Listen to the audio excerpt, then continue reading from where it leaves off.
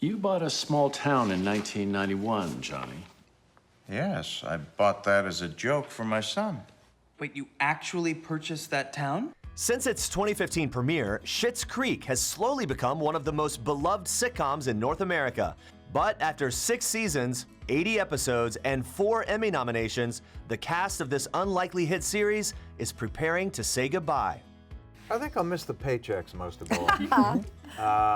Kidding, of course. I would say it's kind of the same thing. It's just been such a joyous experience for the past 6 years working with this group. We've got an amazing cast and an amazing group of writers and a great production team, and it was so much fun to come to work every day. There's my TV star.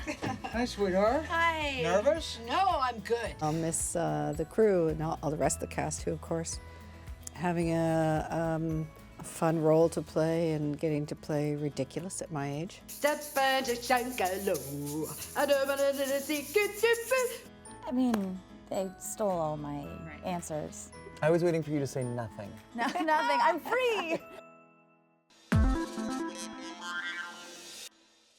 We're good then? Thank you. No, thank you. No, thank you. Honestly, thank you. Enough, David. Schitt's Creek was co-created by comedy legend Eugene Levy and his son, Dan. I think I'm just having a very hard time adjusting to the overall aesthetic of the town. The quirky sitcom follows the Roses, a wealthy family who loses everything and is forced to move to a small town with the unfortunate name of Schitt's Creek. Hello? Hello? Is anybody in that hollow chest? Dan Levy also co-stars as the neurotic pansexual David Rose. I like the wine and not the label. Does that make sense?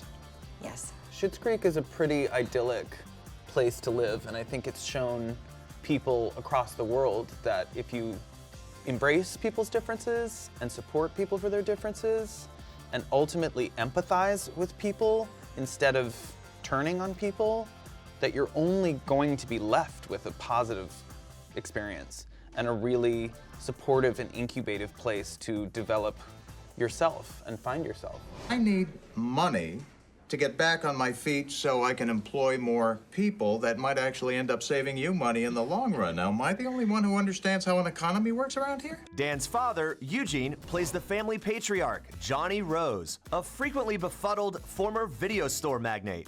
I think once people kind of hooked on the premise that these are stories about who people are, not what they are, I think that was, you know, it just kind of mushroomed from there.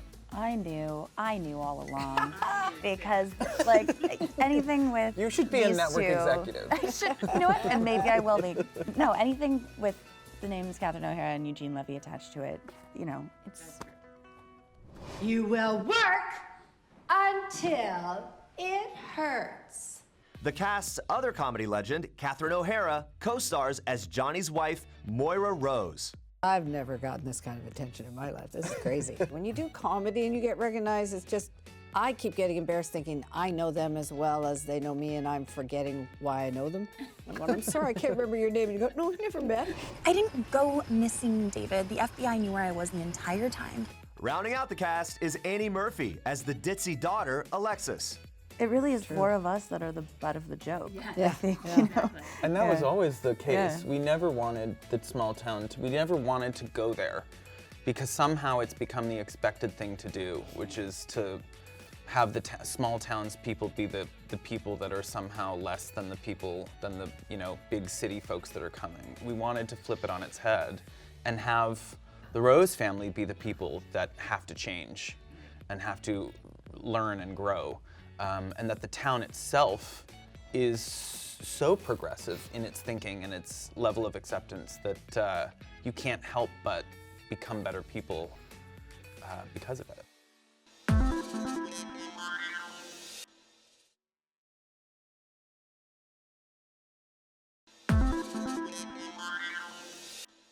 You might want to say hi to Ted. He and Alexis were about to engage in cyber sex.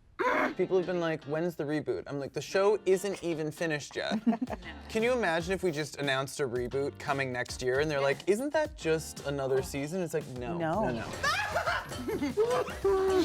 What is happening? The road to success for Schitt's Creek was slightly unorthodox. In January 2015, the series originally premiered in Canada on the CBC network and was considered a hit with more than 1 million viewers tuning in. The following month, Schitt's Creek launched in the US on the recently rebranded PopTV. At first, the show struggled to find an American audience. That is, until Netflix bought the streaming rights at the beginning of 2017 and gave Schitt's Creek the paddle it deserved. CBC made sure everyone in Canada saw the show, and then Pop did a great job in the US of promoting it, and then Netflix just served it to the world. And then our lovely viewers who watch our show forced everyone they know and love to watch our show. Netflix was a big turning point. Right. I mean, in terms of knowing that the awareness factor of the show is hitting a nice saturation point, you know. And you could feel it on the street. You could feel it when you're bumping into people who would just talk about the show and talk about the show and talk about Schitt's Creek and love Schitt's Creek. Hey, love your show. And that just started to happen more and more. It's been amazing to see how, Yeah. I guess the philosophy of the show, the kind of joy of the show has found people. Part of that joy has been Moira Rose's unusual but incredibly popular vocabulary. Why must you be so constantly irksome? We are the polar antonym of hip. I won't be able to squire you for today's wedding venue peregrination. So Catherine has a book that she gave me at one point Not that too was late, gifted because to I was her greedy. of very big words that mean simple things. Yes. So essentially like very interesting and in our case humorous words that you could swap in. Why would a competitive vocal group not reach out to a trained chanteuse? Part of the vocabulary I think is so specific to Catherine herself that we tried our best in those times to like find those words, but then she would walk in and have a whole sentence riddled with these words that I'd be like, what page was that word on? So as much as I would love to take credit, that is the brilliance of Catherine. Ew, no, David. I get ooh a lot from people on the street, which is, you know, sure, it's a fun thing to get. You'll take what you can get. Ew, ew, ew, ew, ew. In our live show that we did last year, someone was able to tell us the very first time Alexis said it, which was in the Allez-vous episode.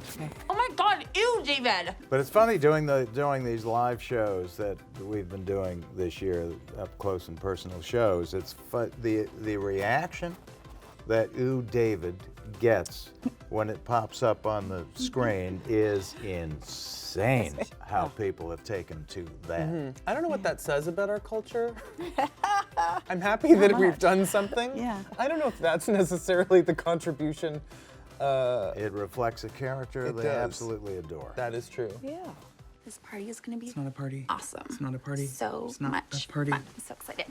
That I was remember it. That was booping an Annie you Murphy like original. before we even started shooting anything, and you were like, I was like, this is good. I'm gonna run with this. Too familiar. Yeah.